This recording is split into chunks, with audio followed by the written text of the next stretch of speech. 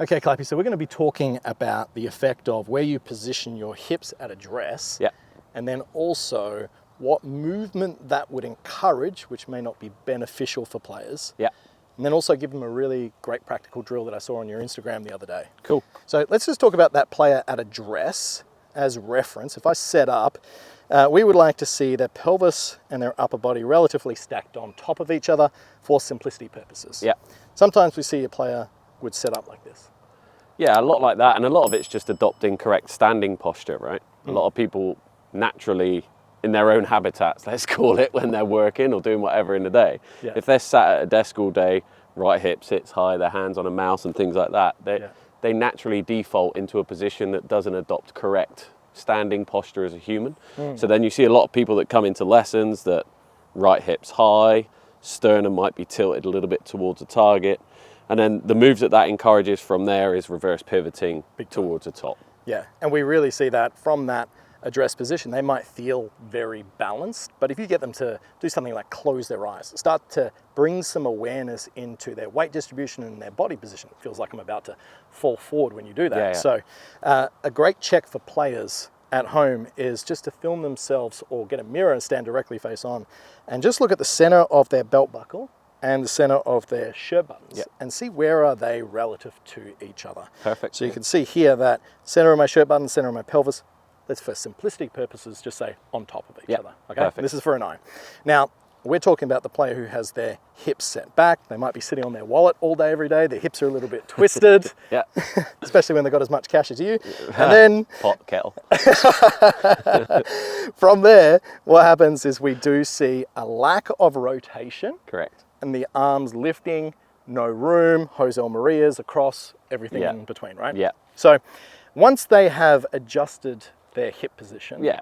right? Adopted correct standing posture, I'd call it more so. So basically get it exactly like you say, in front of a mirror so that sternum, pelvis sit basically in a line. Head as well, if you use those 3 points as a reference. Yep. Obviously there's going to be more tilt and more hip bump towards the target the further you go up the bag. Yep. But as a neutral kind of mid-iron, you're looking at a couple of degrees of tilt really, if anything, depending on shot shape. Correct.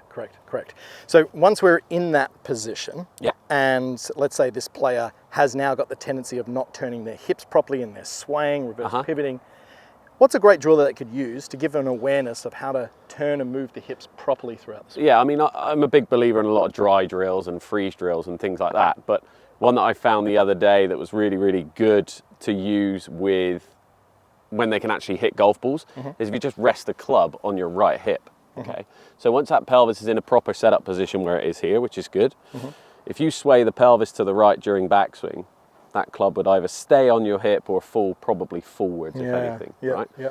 So a really good drill is rest this club on your right hip and try and feel that you're going to get this club to fall behind you. There you go. Yeah, wow. Perfect. Yeah. And I feel intuitively what happens when you bring your focus to achieving an outcome like that.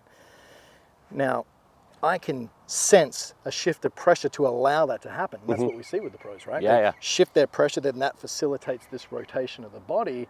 And with the objective of getting the club falling behind you, well, then that covers the basis of ensuring you're actually getting some depth to your hip turn and rotating. Correct. Yeah. And like you said, with the pressure shift, there's always a couple inches. You see Stenson does it a lot. He's probably one of the most notable, where he kind of starts left and kind of shifts into that right foot. But then from there, the recentering of the pelvis, I feel, and one of my main variables I like to teach is quite centered, quite stacked on top of the golf ball to the top. Yeah. And just using my pelvis as a reference, once again, from the address position, we see upper and lower body on top. Then if I was just moving that golf club behind me, what we would tend to see, I'll get you to put that club one more time for me.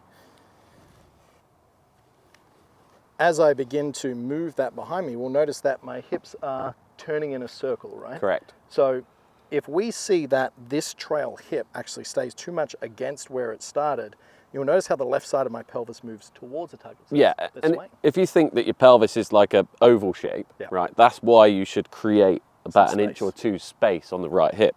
Because as you rotate that, that's when, obviously, instead of it being rounded and square here, or rounded and square, instead of being oval shaped here, as you rotate that and stay centered, that obviously moves it creates some inside that space. location there and creates that space. Yeah, so that's a great drill that anyone can practice at home. The only thing that I would say is when you are working on this one here, guys, let's make sure that you have some intent of making a swing which is at a ball down on the ground. Yeah.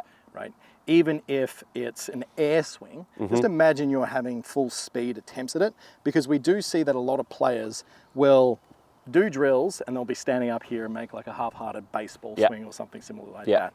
Pretend you're actually ready to go. You're doing your pre-shot routine, focusing on moving that club behind and then through. Yeah, good there. Right? And that just felt like, even then, I felt a lot more of an exaggeration, which is key for players to improve Absolutely. their games Yeah, absolutely. as they're moving into that position. Anything else, mate, before we wrap this up? No, I mean, with pelvis rotation, that kind of sums it up. I mean, you touched base on it a little bit in the sense that you need to understand what your intention is. Obviously, whether you're hitting draws, fades, that could depend on how much tilt you then have it set up with any club. Obviously, the more tilt this way, you're going to be a little bit more draw biased because you encourage a little bit more of a draw pivot.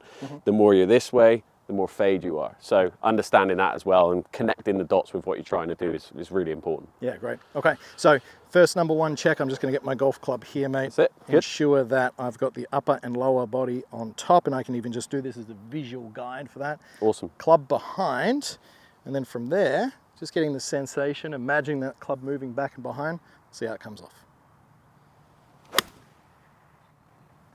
Nice strong pivot, felt good, low point after. Good there, mate.